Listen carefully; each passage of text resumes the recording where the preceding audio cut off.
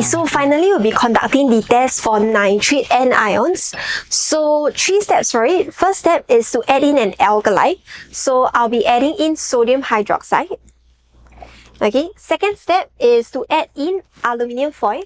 So once the purpose of adding in aluminium foil is because it is acting as a reducing agent here to reduce nitrate ions into ammonium ions such that the ammonium can now react with NaOH in an alkali plus ammonium compound reaction to give salt, ammonia gas and water.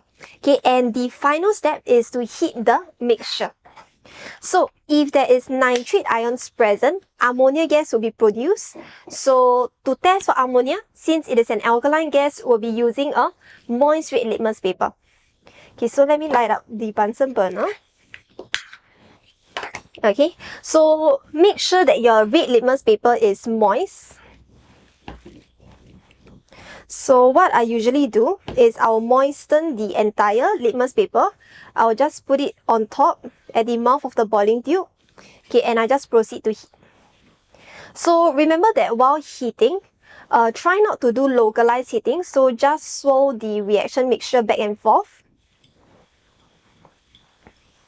Okay, the moment you feel boiling, remove it from the heat source for a while, let it cool down before heating it again.